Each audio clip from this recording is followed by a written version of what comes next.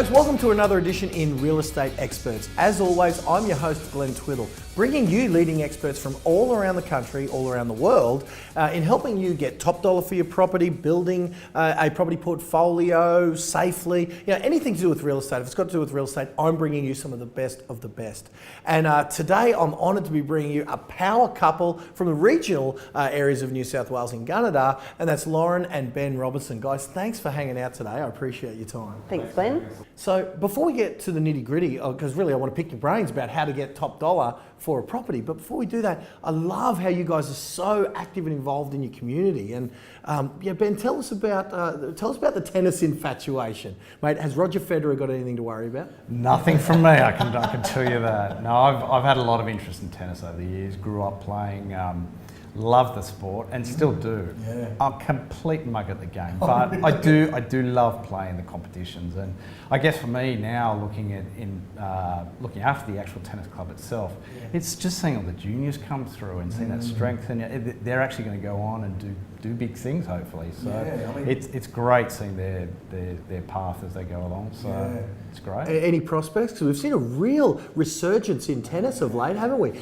Actually, I've got to ask, did you see that? What did you think, as someone in the industry, about, because we see all sorts of sportsmanship and lack thereof in all of these sports. Wow, I mean, it's great to see. So, president of the tennis club, looking after the kids? Yeah, and there's some great young juniors coming through, so nice. It'd be great to see, like, the coaches do an awesome job, and the club works really well, so. Nice, and it's great to see you giving back to the community in that form, in a noble sport like tennis. As much as we can do. It's good to see the sport grow. Wow, and I mean, obviously a sporting power couple then, because Lauren, you got to tell me, we were talking off camera, you got to give our viewers a sense. Tell us about the triathlon thing and the calibre with which we are sitting amongst greatness right here. Tell us about that. Well, as you know, Ben's involved in tennis and I'm involved in the local triathlon club. And it's a great club to be a part of, very social, but we do a lot of training, and I did end up going to the World Championships a couple of times and maybe coming first. Maybe coming, wait a minute, let me just get this right. Maybe coming world champion triathlete? Yeah. Wow, congratulations. Thank and you. What sort of discipline does that take? Because again, we're also here to talk about business, and in differentiating yourself in business, we know discipline is necessary. Yeah. What sort of discipline did it take to kind of get to the absolute best on the planet in such a grueling sport as triathlon? Look, it's just consistency.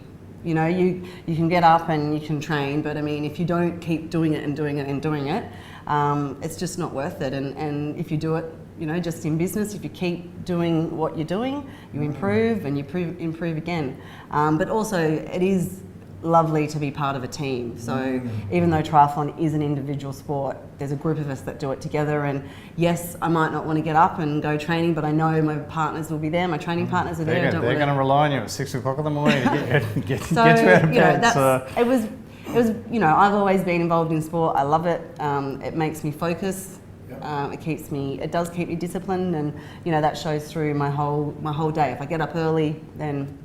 Well, I love that must set the tone for your day, because we know that in the real estate business, as you guys are in, it's not a game for a part-time effort. It really does require that sort of discipline. So let me ask, I want to pick your brain a little bit and tell me, we've got a bunch of choice in real estate. We've got, for any area, whether it's rural or in the city, because we've got viewers all over the place. And it is interesting that, some of the most skilled agents and marketers we see, like yourselves, are from a rural perspective. And when I say rural, it's not exactly in the city of Sydney, No. But tell me, Ben, what are you seeing? How do you differentiate? I'm a consumer. How do I pick one agent from the other when there's so many of them and they're all saying similar stuff? Yeah, and they'll all say that they're skilled, they're the best negotiator, and really you just need some proof. You need some points to know whether these are the right guys that you're going to choose. Yeah. So Lauren, tell me, what are some of those points? What can we, as a casual observer who's calling in a couple of real estate agents, what should I be looking for? Well, look, the very first one I feel is, are they a nice person? Because when you think about it, you're speaking to this agent every day, maybe every week, especially on weekends, and you need to make sure that this person's actually somebody you like, someone you respect, and also is going to be nice and respect the people that are going to walk through your front door. Giving a couple of examples, I mean, I've got a lot of friends that always say to me, Lauren, you'd have to be the nicest real estate agent I know. And these aren't people in my area, these aren't friends from my area, they're friends that are buying in Sydney or Newcastle. And I think they're actually genuinely surprised that someone like me is a real estate agent. Wow. Well, it's definitely a changing face. This industry is changing from that stereotypical cliche real estate agent that we think of, that obviously your friends are thinking of, to couples like yourself that are genuinely serving a community. So so let's say we got someone we like, right? So Ben, what would be another thing that we found someone we like? They're nice, they're genuine. What would be something else? So I think it's really important as well that the agent actually follows up. And by follow up, you get a lot of agents, I'm sure you've come across them before, they're pestering you, they're badgering you for the business, they're leaving like all these emails and phone calls. That's not really what I'm talking about. Like with the follow up, a good example would be like in an open house situation. So, you've got your home for an open on a Saturday, buyers are being brought through, and just something very simple like the agent texting after they've been just to say thank you for coming to the open house as a matter of courtesy. And then maybe a couple of days later following up with a phone call just to make sure everything's okay and if there's any more information that can be provided. And look, sometimes it's funny, Glenn, sometimes it just amazes me at the buyers that you call on a Monday and they're shocked, they're amazed, like, you're actually calling me back? Like, someone's not doing their job because it seems like a very straightforward thing and something that you would definitely expect. So, so say we found that agent, we maybe check out a few agents we're going to sell. Tell me about the quality of your marketing. You guys are renowned and known for how well you market properties to bring in buyers from all over. Tell us about your marketing strategies and who you're marketing to. Is it locals from Gunnedah? Is it out of town? Is it a mix? Tell me about how you guys work in that space. Oh, well, look, that's definitely the third reason. You really need to make sure your agent is in line with, their marketing methods are in line with what you want, and is it up to scratch? Ourselves, we market to both. We market locally and to the rest of Australia. We use local methods, obviously, such as the local paper, but we're very, very tough on our online campaign. We really want to make sure that our presence online is the best, because we all know that people shop online now, and that's the changing market. So. Yeah, I've heard agents say, "Oh, everyone buys locally. We only get local buyers, so let's not, we don't need a global or an interstate presence." And yet, the reason that everyone only buys locally is they only advertise locally. They don't have an interstate or an international strategy. Yeah, so, that's right. And how else is an investor from out of town going to know about what we have to offer? So And our database is absolutely full of out of town. Investors and people that are obviously planning to move to Gunnedah. We have a lot of people that are moving to our town for work reasons, whether it's coal, agricultural, teaching. Yeah, I was going to ask about where Gunnedah's future is, and because we know that we see some of these rural towns, they might boom for a little while because of a limited resource that dries up quickly. Where do you guys see the present of influx, because Gunnedah is one of the few regional towns that's growing. Yes. Tell us about where Gunnedah's at and where it's moving towards.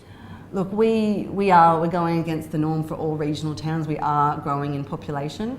In the last 10, 12 years, we've grown from sort of 9,000 to 11,000. And what was that influx based on, would you say? Well, I'd hate to say it's all coal mines. Coal mining growth. We've always had coal mining in our area, but I think a lot of the industry has changed. So it's more viable to say, mine it in a regional town as opposed to closer to the coast. But I think it's just life in general. I mean, just look at us. We've moved back from the city. We've done the tree change, and you look around our town now and you see those familiar faces of the kids grew up that left and are coming back. So I think the city life is frustrating people as well, and they're sort of... So you're getting those as well. Wow.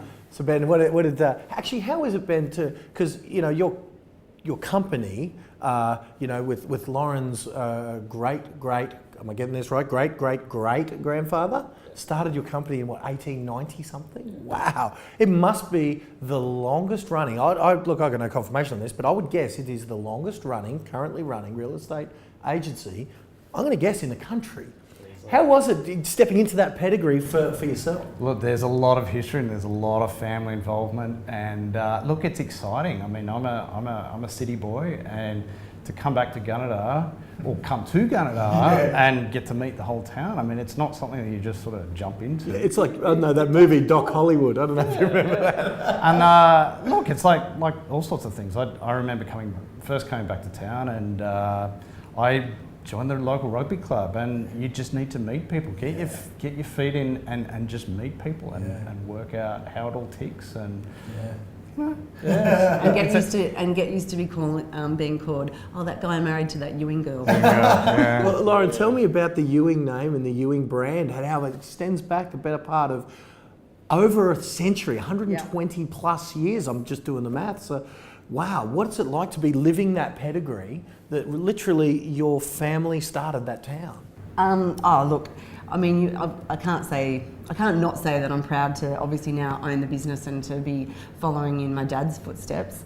But it's just so nice. I guess I don't meet a lot of people that have the history that I have, or know the history that I have. No one in this business that I know of. And obviously the town has changed a lot while we've been operating Ewing Real Estate, but obviously we do stick to the same values. We're still very traditional country values, and I mean, it's really quite nerve-wracking. You don't want to sort of stuff up the family business, but I think we're fine. I think we're going well. I think we figured it out along the way.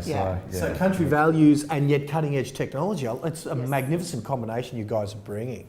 But Lauren, tell me, is there any history and archival stuff about how real estate was done back in the early 1900s? And well, it was very predominantly property and stock back then. So obviously you did have the new houses getting built in town, which were obviously little timber houses. But I think it hasn't really changed. Well, that's my point. I tell you, I want to make a point here that I've never had the opportunity to discuss with someone who's running such a longevity business like yourselves. I saw a photo from not quite as early as 1895, but not far off, in the early 1900s. And it had chalkboard, it had little black and white photos of properties, it had some descriptions in chalk. And I tell you, swap those chalkboards and photos for window cards, exit 1905, enter 2015. It's like, with some exceptions, there are some agencies that have some bells and whistles and screens and things, but there are not that. I tell you, has real estate even evolved at all? Well, I'll tell you what I do have. 1890, a letter from 1890, it was obviously just a letter of appraisal. I had a little black and white photo. Obviously my great-great-grandfather took it, and it was a letter to the owner of that property giving his thoughts on what it was worth. Wow. Signed, yours faithfully, Old school appraisal. It's the same thing. Yeah, it sounds exactly like the appraisals we do. I mean, with the exception of the internet, and with the exception of swapping a plastic sort of signboard for a chalkboard, I tell you, I do see that real estate, well, the internet's changed the game, of course. So in regional areas, are you guys still embracing how, Ben, is the internet the part of your business, or is it a combination of both? Very much so. I mean, I wouldn't say gone are the days of paper advertising. We still get a lot of print media and stuff that we advertise, things like open houses, that sort of thing. But the internet really does enable the buyer to do a lot more homework, and they're a lot more educated. By the time they actually get to the property, they already have a pretty good idea of what they're getting themselves into or what they want. So it's important at that point, I think, in that there comes the emotion.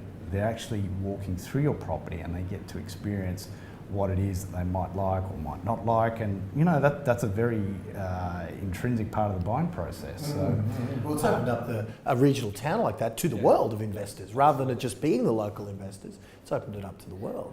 But it also, it does bring people to Gunnedah. I mean, 10 years ago, really, Gunnedah the internet wasn't that important. A lot of the agents didn't use the internet. They were still, people that did want to have a look around would just ring up and say, hey, I'm coming to Gunnedah this weekend, show me whatever you've got between a certain price range. So, whereas now it's like, I want to look at this one, this one, this one. They're a lot more discerning. And sometimes you really have to be the right agent and get to know what the buyer wants, because, there's those times where buyers think they don't want to look at this house. They go, no, I don't like the kitchen. And then when you actually get them through it, they're like, oh, I should have looked at this earlier. And they've just made this decision based on the internet. But an agent really does need to get to know what his buyer wants, and make sure they look at the properties that they've got, and sort of advise them that they should look at these certain properties. Well, it's pretty cutting edge, and because Ben, even now you just mentioned that buyers are getting a feel like as they're walking through the property, and that lends me to think about how you guys are really the advent of video in real estate, so they can kind of visually see that.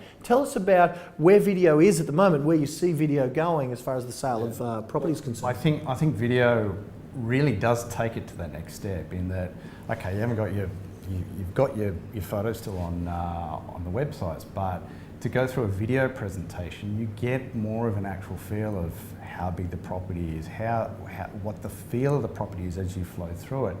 And even getting like an agent to sort of talk them through the process as you go through room to room. So look, again, it's bringing more information to that buyer, and it's great because it extends that whole process, and gone are the days of just your picture. You're actually having moving pictures with sellers. And Lauren, I just want to ask, you're normally the star of these things, right? So do you find that video, that they feel like, I mean, you're already a town icon, right? Everyone knows you. But do you feel that video kind of helps break the ice with maybe the out-of-town buyers? They feel like they get to know you by starring in those things? Oh, definitely. I mean, it shows your personality through those videos. And, I think I've heard someone say a picture tells 1,000 words. Video, 1,000 words plus audio. So it tells them the best. 1,000 pictures plus video. Yeah, that's good. So it gives that out-of-town buyer, or the buyer that doesn't have time to come and inspect the property, a true indication of what the property is all about and what the agent's all about. And do you use, because I've heard you described as a smiling assassin, right? Because truly, there's a lot of agents out there that will work on the weakness of either party, whoever that happens to be, to get a property done at any cost. And that might be the seller, and yet they're being paid by the seller. Do you kind of, because I see how you get these great prices, tell me about how you use that wonderful nature you've got to build rapport with buyers so that you can kind of get those highest prices for your sellers.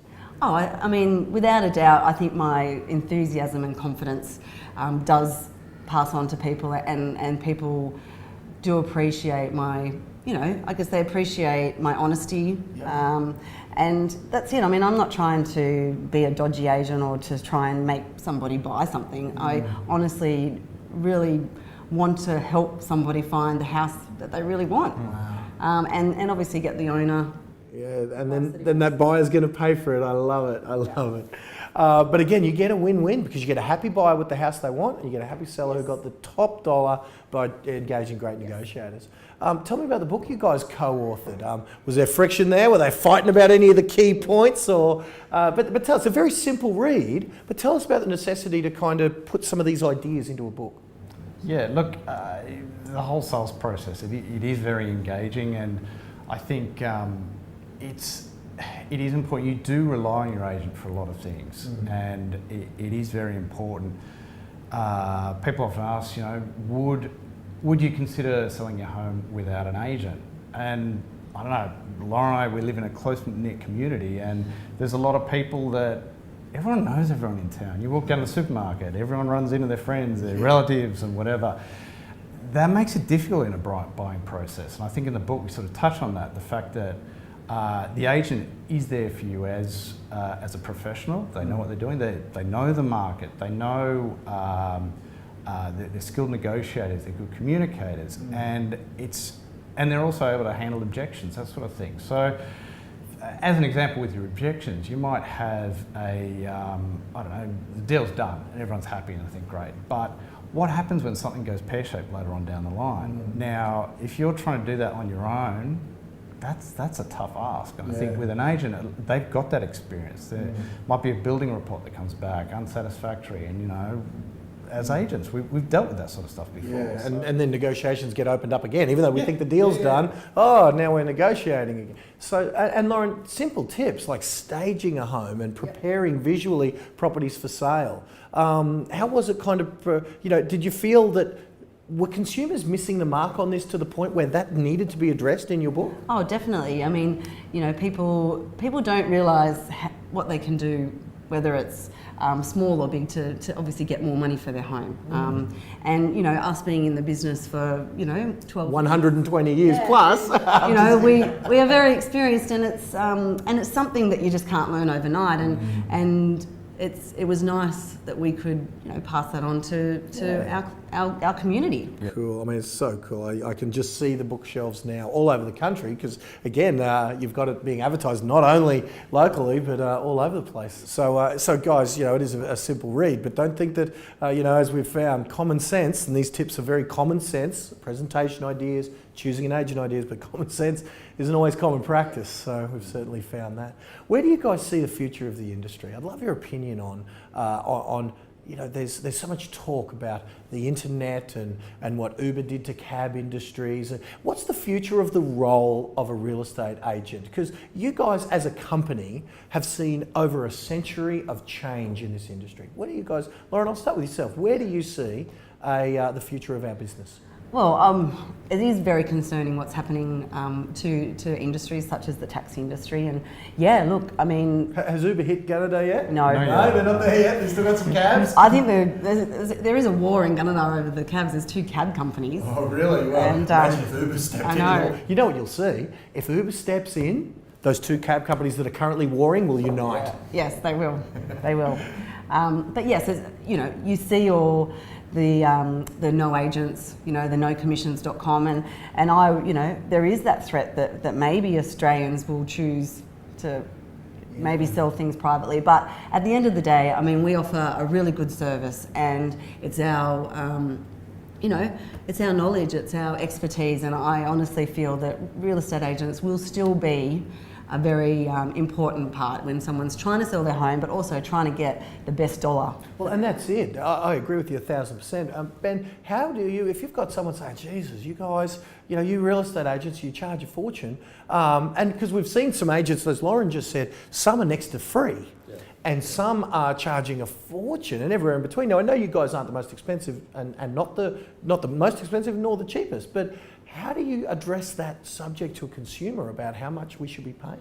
Look, I think it's important that the seller, they want the best deal, right? So the thing they've got to remember is the best deal isn't necessarily the agent that puts forward the lowest commission. And as Lawrence just saying, the lowest commission can be zero with these others, these little few $100s.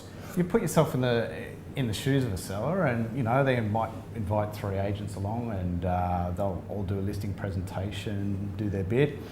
There will always be one guy that is more expensive than the other 2. Now, if I was in that situation as a seller, I'd be wanting to ask the questions of the guy that's charging the highest, because, you know, mate, why are you charging so much? And I think if that particular agent is able to confidently explain to you and prove to you that they're worth that commission, then I'd be signing up with that guy. Yeah. Because I mean, really, what he's just been able to demonstrate to you is that he's a good negotiator, and that is the most important thing, really, in the sales part. Yeah, I've heard some agents. When asked one question, oh, you're this amount, will you accept half of that? Or whatever, and they drop their commission with one question, and I think to myself, wow, you as a potential seller just out-negotiated someone you're about to employ as a professional negotiator. I think that seller who asked the question is the better negotiator. They should sell it themselves. But Lauren, tell me about, you've got a track record a mile long of people who swear by your results. Tell us about a few of your favourites that kind of make this point that a small investment of maybe a few extra $1,000s now can result in a fortune down the track. Well, recently, it was only recently, I was asked to list a property for sale. It had already been on the market with 2 agents for some time, and I think the price was about $830,000. It was very quite high end for Gunnedah, obviously, and yeah, so you know, when I listed the property, he did try and get me down in my commission, and I sort of said, no, well, how about we just, you know, see what kind of job I do first. Good answer. So you're saying, hey, let me earn my fee. Rather than me just ask it, how about I earn it? Yeah, and I said, let's talk about it. Let's see how good a job I do. Anyway, lo and behold, within 3 weeks, I gave him an offer for the asking price, $830,000.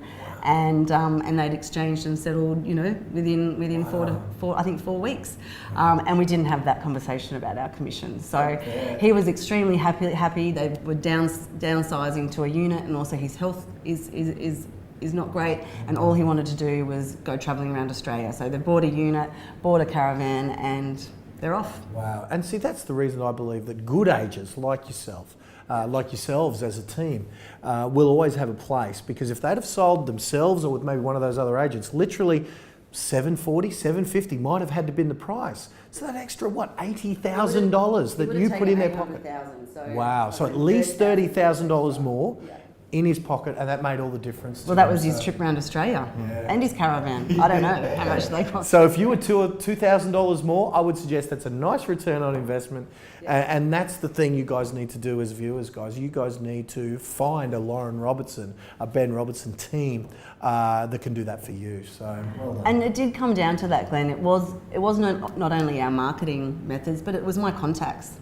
You know, I've sold a lot of property in that price range. Actually, I've sold a lot of property in all price ranges, and so my database is chock-a-block full of, you know, buyers willing and ready and able to buy. Wow, I love it, I love it. Well, you guys are a credit to your community. Congratulations on all the success as far as sporting is concerned. Love the way that you just serve the hell out of your community as well. And you've got a list a mile long of people that you've helped, like our Australia travelling caravaner. My congratulations and thanks for joining us today on the show. Much appreciated. Thanks, Glenn. So on that note, folks, another episode of Real Estate Experts in the can. I hope you've enjoyed it as much as I have. Hit the guys up for a copy of their book. There's the website. Check it out. And until next time, folks, bye for now.